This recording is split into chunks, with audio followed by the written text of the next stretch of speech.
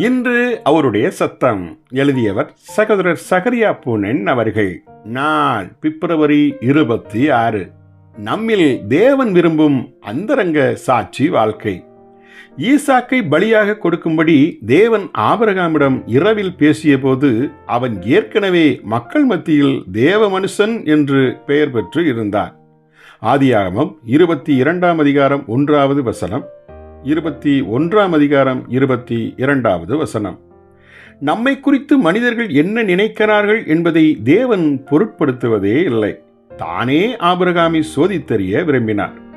ஆகையால் தான் ஒருவரும் கேளாவண்ணம் இரவில் அமைதியாக தேவன் ஆபிரகாமிடம் பேசினார்.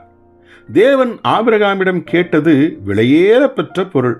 மறுநாள் அவன் அதை குறித்து ஒன்றும் செய்யாமல் தேவனுக்கு கீழ்ப்படியாமல் போனால் அதை ஒருவரும் அறிய வாய்ப்பில்லை. ஆபிரகாம் தனக்கு பயப்படுகிறானா இல்லையா என தேவன் பரீட்சிக்க விரும்பியது இப்படித்தான். தேவன் நம்மை சோதித்தருவதும் இப்படித்தான். அவர் நம்மிடம் பேசும்போது மிக அமைதியாக, நம்மோடு கூட வசிப்போர் கூட தேவன் நம்மிடம் என்ன சொன்னார் என்று அறியாவண்ணம் நமது இருதயத்தில் பேசுகிறார். தேவன் நம் ஒவ்வொருவருக்கும் முற்றிலும் அந்தரங்கமான பகுதியாக நமது சிந்தை வாழ்வை கொடுத்ததற்கு ஒரு காரணம், நாம் அவருக்கு பயப்படுகிறோமா இல்லையா என்று சோதித்து அறியவே ஆகும். நமது சிந்தை நமது வார்த்தையைப் போலவே உரத்த சத்தமுள்ளதாயிருந்தால் நம்மை ஒருவரும் அற்பமாய் எண்ணிவிடாதபடி நாம் எல்லோரும் நமது சிந்தையை சுத்தமாக காத்து கொள்வோம். ஆனால் நமது சிந்தை மிக இரகசியமானதாக தேவன் மட்டுமே காணக்கூடியதாக இருக்கிறபடியால் அவருக்கு பயப்படுகிறோமா இல்லையா என இப்போது தேவன் காண்பது எளிது. ஆபிரகாம் சோதனையில் வெற்றி பெற்றான்.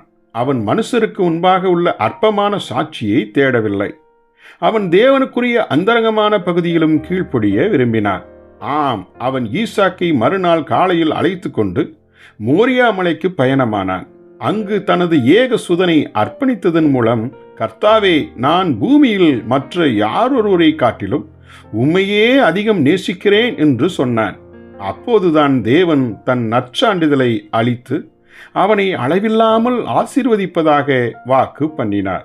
ஜெபிப்போமா. பரம தந்தையே, எங்கள் சிந்தையும் எங்கள் இருதயமும் யாரும் காண முடியா அந்தரங்கமாய் உள்ளதே. நீர் மாத்திரமே காணும் இந்த உன்னதமான அந்தரங்கத்தில் உமக்கு பிரியமாய் வாழ அனுக்கிரகம் புரிந்தருளும். ஆமேன்.